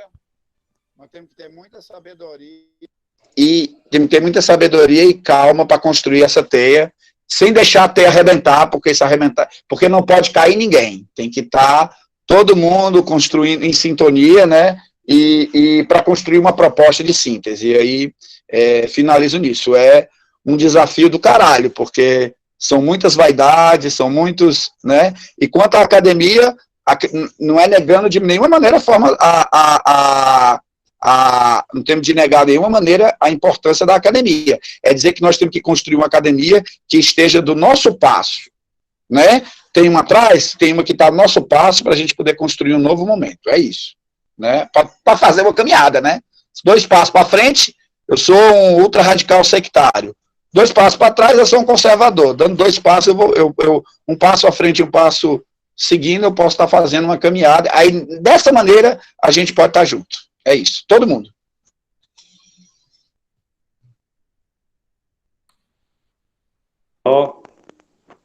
Queria fazer uma contribuição aqui, através do poder da palavra, né? Me lembro que quando eu estava na FEBEM, quando menor de idade, eu fui apreendido pelo artigo 33, que é o tráfico de drogas. E eu estava desanimado e tal, me chamaram para eu assistir uma palestra, uma apresentação, e eu estava desanimado, mas mesmo assim eu fui. E o cara falou, teve uma fala acessível, popular, e aquilo ficou plantado dentro de mim. E voltar para a FEBEM para poder fazer esse trabalho, continuar esse trabalho, é muito gratificante, né? Eu me lembro que alguns de vocês chamam de casa de medida socioeducativa, porque por causa da remodelação da linguagem, mas para mim continua FEBEM, porque de educativo não tem nada, ainda oprime. É isso. Ainda cala, vocês sabem como é. Mas eu fui convidado a participar da Bienal em 2017, a Bienal Internacional do Livro, e eu estava no terminal da Parangaba e eu tinha encontrado um orientador, né? Que é uma espécie de agente penitenciário. Ele estava na parada do ônibus, eu reconheci ele e falei, né? Ó, o seu Paiva, tudo bom, seu Paiva? Ele não me reconheceu. E existe um eterno embate entre interno, né? E agente penitenciário. E quando eu falei, seu Paiva, sou eu já, tal. Ele, rapaz, você tá grande, tá diferente, o que você tá fazendo? Aí eu falei, tô vendendo pó. Poesia, poema, prosa, verso e literatura. Aí ele ficou meio surpreso e meio aliviado, né? Pela quebra de perspectiva, expectativa. E logo em seguida eu convidei ele a participar da Bienal do Livro. Foi ele mais 2 agentes penitenciários. E foi ressignificante tanto para mim quanto para ele. Se ressignificar essa relação de o cara que tem um poder do ferrolho, né? De poder me trancar e eu estar ali atrás da grade. E aquele momento de ele estar olhando para mim e eu trocando uma ideia na Bienal do Livro, junto com vários alunos e outros internos que estavam em semi-liberdade, foi transformador, né? Porque não tem graça transcender sozinho, a gente tem que transcender junto, tem que se entender como organismo para que a gente possa transformar a realidade. Para mim não tem graça nenhuma evoluir só e nem transcender só. Deixa que o Playboy sabe fazer isso bem direitinho. A gente gosta de construir o bagulho junto. E é o poder da palavra, né? A nossa palavra tem que chegar primeiro que uma bala perdida, né? Tem que chegar primeiro do que um baca, tem que chegar primeiro que uma cocaína, né?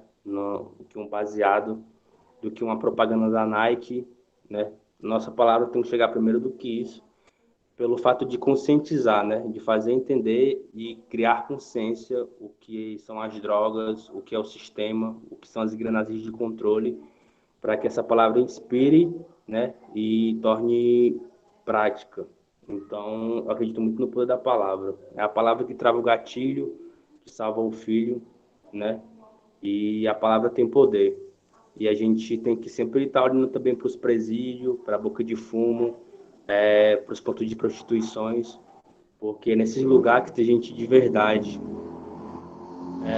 nesse lugar que tem gente que transforma em realidade, tá ligado? No presídio tem vários Malcolm X, tem vários Martin Luther King, tem Mahatma Gandhi, tem Mandela, tem Dalai Lama. Nos pontos de prostituição tem Angela Davis, né? Tem Rosa Luxemburgo, tem, entre outras, muitas outras pessoas, tá ligado? Então, a gente tem que construir com essa galera. Tem remidos. A universidade é muito importante, mas a gente tem que olhar para os presídios, para as bocas de fumo, para os asilos, né? Para os hospitais psiquiátricos, para os pontos de prostituição. É porque esse pessoal aí que vai fazer acontecer. É só isso. Muito obrigado. Genial. Alguma questão ainda? Até agora ninguém colocou nenhuma questão no chat. E quem também tiver alguma questão pode ligar o microfone. Pergunta, contribuição. Enquanto, pelo valor da palavra, eu peguei, Sim. eu vou dizer só um trecho, porque eu peguei, sabe, meninos, meus netos, eu peguei os títulos de rap, de funk, título de slam, da poesia marginal, e fiz um texto juntando um com o outro. Agora, lendo, quando você lê, olhando, você vê que eu faço as minhas ligações, talvez não dê para saber onde é o título, onde é o nome dos meninos, dos grupos, das bandas, dos CDs, mas eu vou dizer um trecho, que eu fiz uma colagem.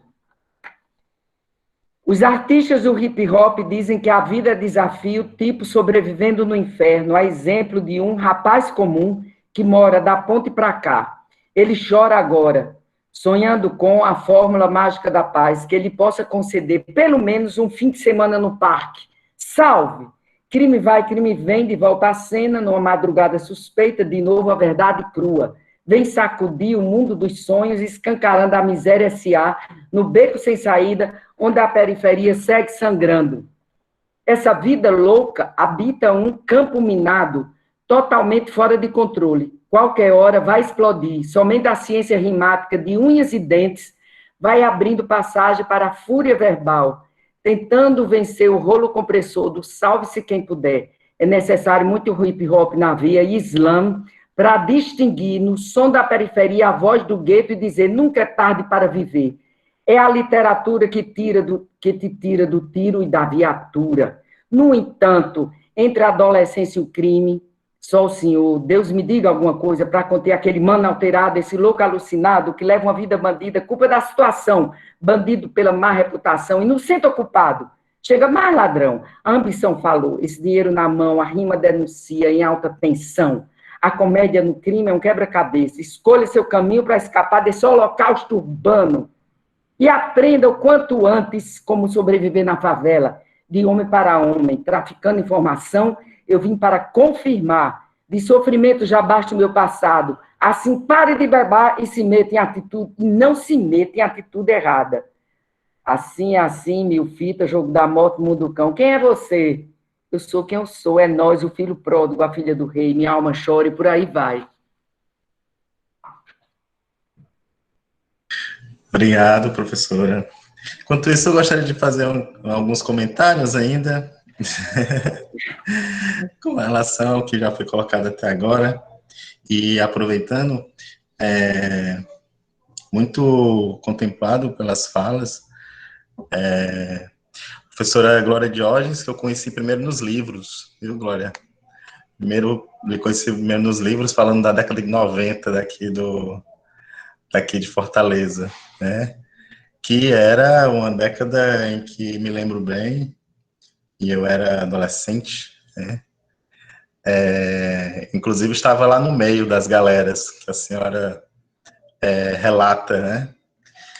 E desde criança, particularmente, os meus autores, que a minha mãe, inclusive, lia para mim, alguns, outros, quem lia era a própria galera da rua, como os Racionais, como foi citado aí pelo Sérgio, né? Querido Sérgio. E também pela professora Numa, né? Então, os meus professores, os meus autores eram Racionais, era minha mãezinha. Eu tenho que dizer nessa hora que Mano Brown e Ice Blue já comeram aqui nessa mesa onde eu estou falando com você. Beleza. Tá, mano? Eles também comeram lá lá na calçada, lá com a galera. A galera tava comendo ao som deles. Então, Eu também já tive a honra de comer nessa mesa, Numa. Eu também já tive a honra de comer nessa mesa. Meu amor, olha, a honra foi minha de ter você aqui. Então, daí eu conheci o Grande Janguruçu, que é a vizinha aqui, é pertinho. Tive a honra de conhecer aí o Jackson Remídio, uma galera, né, muito massa. Ainda quando trabalhava nos Cucas, né, o Sérgio falou aí dos Cucas. Trabalhava como educador social nos Cucas e, na ocasião, conheci uma galera muito massa, que até hoje tem sido uma galera que tem sido os meus autores e parceiros, muito além das pesquisas, né? E aí eu acho que sim, a ideia de transgressão, que é sempre por dentro, né? E a galera concorda aí com o Sérgio, né? A academia, que ela, por mais desconstruída, e aí, professora, mais deleuziana que for, ainda se sente tentado em categorizar, em capturar a academia, né? Portanto, foram as e os poetas do Janguruçu que, juntamente com a galera da rua, né, a minha quebrada aqui do Pantanal, que me mostraram também outros lugares, esses lugares que o Jadson está aí nos apontando, né? Esse outro lugar, se preferindo a linguagem acadêmica, que é bem fria, né? E sem muito tesão, como disse aqui no chat a professora Glória, né? Que nos apresenta uma ontoepistemologia, ou, para ser mais cru, a vida pulsante, né? A vida como ela é. E eu penso que as máquinas de guerra, antes mesmo de Deleuze e Guattari, dois franceses europeus, cunharem isso, muito baseado em outras culturas, em outras vivências, em outra forma de pensar.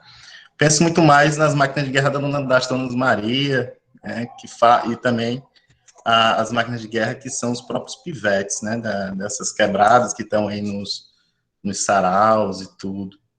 A galera que construiu, é a base do MTST, né, daí do companheiro Sérgio, é a base do conhecimento, que só depois é legitimado ou não, é tido como perspectiva pela academia, né, e também pelos partidos políticos, né. Bem, de fato, a questão nunca é apartar o mundo, né, que ninguém é maniqueísta, pelo menos eu acho, muito menos fazer uma antropologia a distância, né, muito mais a fazer e trazer isso à existência. E aí eu gosto muito dessa ideia que a professora Numa falou, estava lendo mais cedo a biografia dela, sobre a história da academia das quebradas, né? E aí eu fico pensando como a gente pode, e aí é muito mais nesse lugar, né? Como a gente pode, nesse sentido, continuar realmente nesse amaranhado, transgredindo esses espaços, né? Olhando de outro lugar, muito mais nesse aspecto de construir uma outra política, né? E fazer essa torção. Então, estou muito contemplado com as falas até agora. Eu acho que não sei se os demais participantes têm ainda questões a colocar, mas, enfim, muita coisa. Quem tiver ainda... Falar uma coisa. Pode sim. Já sobre a palavra... Sabe Toni Morrison? A negra mulher americana que tirou o Prêmio Nobel de Literatura. Então, eu sou, assim, para mim é uma das escritas que eu mais gosto de ler. E aí, eu quando li o discurso dela, quando ela foi ganhar o Prêmio Nobel de Literatura, ela fez um discurso incrível sobre isso, o poder da palavra e de transformação. ela contou uma fábula, essa fábula que é antiga, em todas as culturas antigas a gente vai encontrar sobre, parecido com os griots e tudo. Uma senhora nos arredores de uma cidade lá, americana, de onde ela é, negra, velha, cega, sábia. E vivia lá só, e ela tinha uma fama que se espalha, que todo mundo a reconhecia assim, como a sábia, mas umas crianças foram fazer lá uma brincadeira com ela. Ela disse que não sabe que crianças eram essas, mas elas entraram na casa da senhora velha, cega, sábia, e disseram assim: velha, a gente tem um pássaro na mão. A gente quer saber se esse pássaro está vivo ou morto. E a velha demorou a responder e disse, finalmente, depois de muita insistência das crianças: eu não sei se esse pássaro está vivo ou morto, eu sei que ele está na sua mão. E a Toni Morrison olha para a academia e diz: esse pássaro é a língua, a linguagem. E a velha é o escritor, ou os falantes. Uma língua não está morta porque ninguém mais fala a língua. Ela está morta quando elas nos matam. E aí, todo o resto do discurso, ela falando da necessidade de como transformar a linguagem para transformar o mundo, trazer para o que a gente quer. Fazer essa... E eu vejo vocês falando, que me dá uma inveja danada, que eu queria falar como o Jardes, o Remido e Rômulo, aí eu digo, eu queria chegar nisso. Uma vez eu estava com 2 meninos rappers de São Paulo, um dele era do Bronx, os dois conversando, e a gente no hotel, porque eu andava com eles, e eles estavam aqui, eu fui visitá-los, e a gente conversando, eles dois conversaram de um jeito, e eu fiquei olhando e ouvindo. Eu disse, eu quero uma tradução. Que linguagem rica, poderosa, que daquele cara que tomou o seu lugar de poder, de saber, de voz. Eu jamais esquecerei esse dia. E o que vocês falam aí, quando vocês falam, a gente tem aqui mestres. Vocês falam de um lugar... Gente, eu queria, na minha adolescência, ter encontrado vocês. Eu teria sido outra. Cara, é incrível o que vocês fizeram com a fala, com a linguagem. E o que a gente tem que vencer agora é a morte. Eu não sei o que fazer, mas esses 60 mil tem que parar de morrer. Gente, para de nos matar. Para mim, eu só estou aqui por isso. Primeiro, tem que parar de matar os jovens negros. Esse genocídio tem que acabar. A gente tem que com essa fala poderosa que vocês têm, a jovialidade, o que é que a gente pode inventar para parar essas armas? É isso que eu queria, parar as armas. Eu sou avó, meus netos, vivam.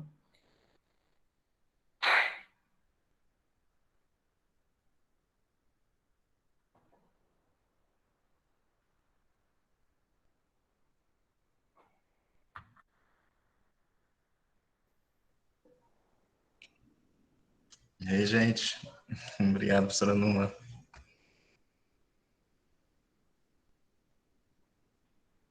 Fale Numa mesmo, tire o professora. Ai, eu não estou exigindo, tá? Mas...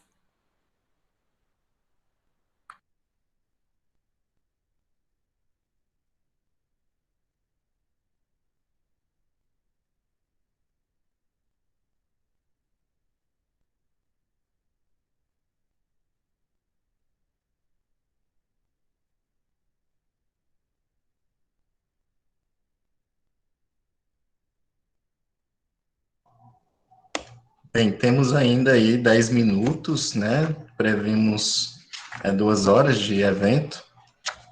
Então, caso alguém ainda queira colocar algo, Jadson. Vou recitar uma poesia, tá?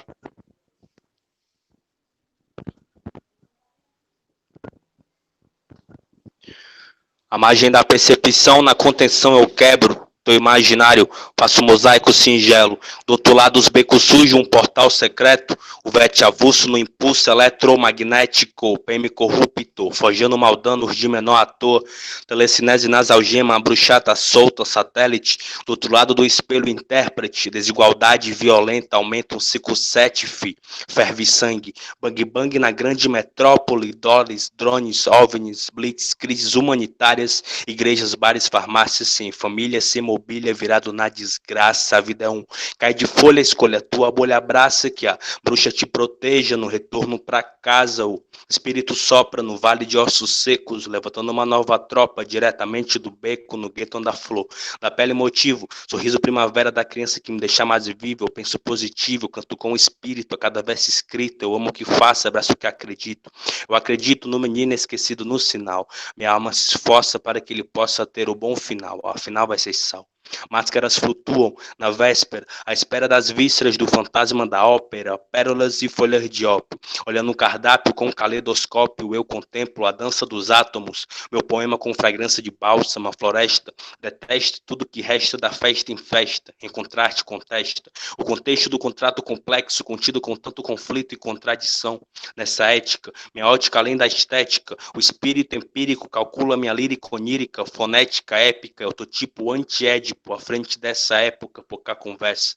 Me jogaram numa cela, vou ter uma biblioteca. A rotina, toca a flauta doce. Na hora do almoço, seu moço, volte ao trabalho, cumpra seu horário e com seu salário compre um relógio e um diário. Instrumento de tortura, 3 paus, tripalho, executivo, legislativo e judiciário. Um prato cheio para psicanálise, compondo síntese no ápice, fazendo malabares com sinapses, sintaxes, proparoxítonas, toxinas no vocabulário. Empresário rima com molotov incendiário. Ultimamente tenho pensado no que eu tenho feito, se minha luta, se minha letra tem surtido efeito, se tem tido êxito, sentimento. Minha mente trampa contra a tranca e planta uma semente. Êxito, sentimento. Minha mente trampa contra a tranca e planta uma semente. É isso, muito obrigado, valeu. Gratidão, gratidão. Tem espaço ainda?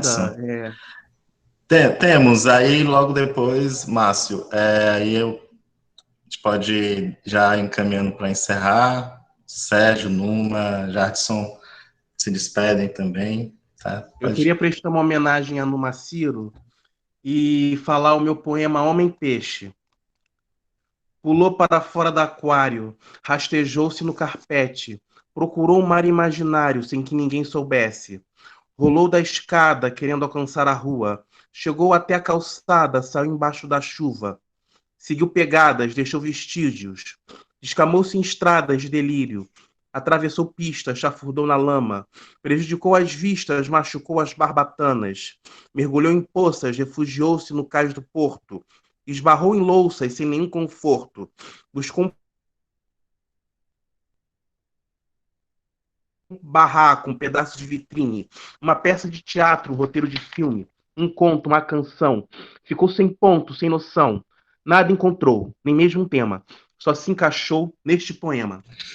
Obrigado, Márcio. Obrigada, Márcio. Sérgio, por gentileza, suas últimas considerações. Queria agradecer a todos e a todas, né?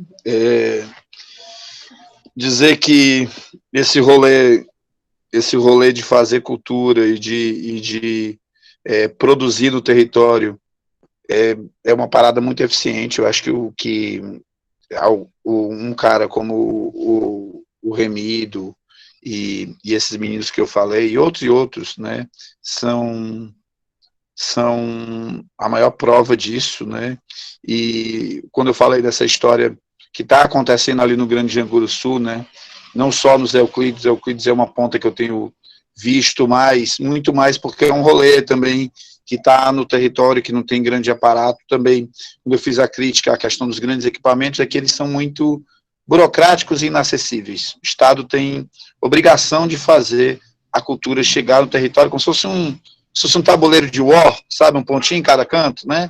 Porque os grandes equipamentos aí sim, esse gera política, porque gera a pior política que tem, que é a política clientelista, que é a política do apadrinhamento, que é a política da pilantragem e que é a política da disputa pelas grandes estruturas. Então, assim, fazer da cultura uma coisa pulverizada, popular e que chegue a todos, né? Eu acho que, para além dos editais, que ficam na mão de poucos, né? De quem tem acesso. Você tem ideia, teve um edital de sarau, a gente fazia 300 sarau, a gente nem soube que teve, né? Quem é que sabe dos editais, né? Então, assim, tem que ser uma coisa para além dos editais. É isso. Gratidão, né? Gratidão, Sérgio. Professora Numa. Em 2007, Gilberto Gil fez um encontro em Campina Grande, minha cidade, na Paraíba, um encontro nacional do rap com repente. Eu fui. Eu estava no avião e vi Emicida, novinho, ó.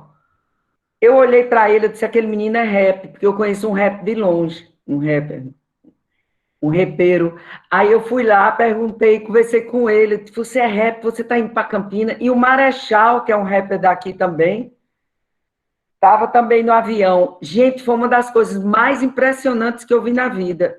O rap com repente, eles faziam os repente, os freestyles, sabe?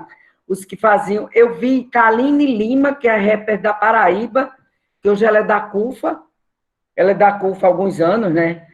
Ela fazendo desafio com o repentista Oliveiras de Panela, isso eu vi. Vi Rapadura, costa a costa do Ceará. Conheci os meninos na época.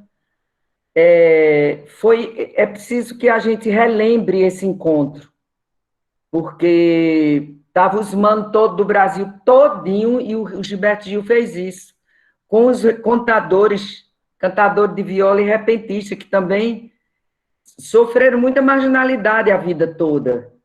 Eles, sobre a aceitação deles, e eles não fizeram como o rap abriu portas, foi lá, pá, abriu não, meteu o pé, meu filho, não tem nada... O cordel e os repentistas, eles ficaram muito sozinhos, um pouco isolados, não fizeram um movimento grande. Por isso que vocês têm, essa geração de vocês de 80 para cá, eu tiro o chapéu, eu agradeço, eu vivi para ver.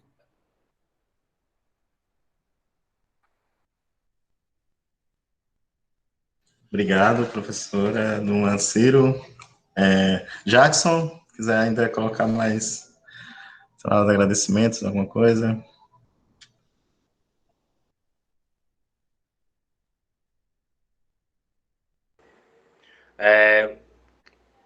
Quero agradecer por hoje, quero agradecer a Lara por ter me convidado. Estou muito feliz de o Rômulo e o Sérgio estar presentes nesse corre, me sinto muito mais à vontade e confortável. E um salve para as travestis, para as prostitutas, para os menores que estão envolvidos até o pescoço. E salve para quem está privado da liberdade, para os menores de idade que estão na FEBEM. Eu acredito na recuperação deles e que eles vão fazer um novo mundo. E nesse novo mundo só vai estar quem foi excluído desse. Satisfação, boa noite, muito obrigado, valeu. Estou pregado nessa poesia. Coração messejânico grita dentro do cárcere que é a nossa vida. Nessa lagoa redonda, quase quadrada, estamos sofrendo e não nos calamos. Tamandaré vasto, devastado, que não se cala também. Sorriso sem dentes depois das 6. O passaré passando fome é a nossa boca. Errante alma gêmea. João Paulo II geme de dor. Filhos sem pais, mães guerreiras, mães proletárias, mãos operárias desses nossos barrosos. Caminho estreito nas vidas do Parque Dois Irmãos, amamentados pela sabiaguaba magra e doida, pregado na poesia. Pedras seguem queimando prosas, palmeiras de frutos repletos, Maria Tomásia me desfruta, somos maiores do que nossos sonhos. São Cristóvão escorre, o esgoto é nosso olho nu. Enterrem meu corpo em algum quintal do Janguruçu. Jereba e Filomena, eterna, solo fecho, beijo cinza nos becos e a nudez das palavras, eterna cinza desses meninos. Chacina maldita, depois daquele dia já não somos mais os mesmos. O Curió já não é mais o mesmo depois daquele dia 12. São Miguel já não é mais o mesmo. Os meninos namorando as formigas a 7 palmos, abaixo do chão, pregado na poesia. Nosso corpo Santa Maria é uma inundação de sons, esperanças e possibilidades. Menina doida messejando a gata, menino doido, Janguruçu grita. Doida tuas praças, doido teus meninos de rua, doida tua lagoa de sangue, teus campos de futebol lotados de suores loucos, teus amores de LBTs, grandiosos e repletos de mim. Índia Iracema surreal, correria na noite adentro, Messejana e Janguruçu, casal marginal. Nós somos os teus filhos bastardos e te amamos até os ossos. Samuel Denkley. Gente, é assim que encerramos a nossa mesa desta noite. O evento vai até sexta-feira, dia 27, Concreto Festival, juntamente com a Lajus, laboratório da UFC. E mais alguma coisa, Lara, mesa móvel amanhã, não é isso? Mesa móvel 2, conspiração de novos possíveis, com Antônia Ivonete, né, do Rio de Janeiro, Sérgio Vaz, São Paulo, eita, agora, esse eu venho assistir também. Dona Liduína Rocha, daqui. De pedra, Sérgio Vaz. Doutora Liduína Rocha, e o que mais, é isso? É isso, professor? E o professor Jailson, que é o fundador do Observatório das Favelas, e do Instituto Maria João Aleixo. Sérgio Vaz, a Antônia Ivonete, que é mais conhecida como NEM, do MST, coordenação do MST Ceará, o professor Jailson Souza, Observatório das Favelas, com a mediação da doutora Liduína Rocha, que é um obstetra, mesmo horário, nesse mesmo 18 lugar. horas. Virtual. Show! Gente, eu quero agradecer também, obrigado ao convite, Lara Denise Silva, professora Diógenes, uma honra conhecê-la, professora Numa Ciros, Sérgio, e satisfação total, meu mano, Jadson Remido, é nóis, um abraço grande, gente, boa noite e até amanhã. Fechou, boa noite a todos e todas. Boa noite. Tchau, Sérgio. Tchau. Até logo. Até logo, professora. Foi um prazer. Depois eu vou mandar o convite pela Glória aí, para a senhora conhecer aqui. Beleza? Já está no Ceará, né? Com o Observatório de Segurança, junto com... Nós estamos aí. Pronto. Rômulo, muito Até obrigado. logo. Foi perfeito, lindo. Eu levo pouco jeito para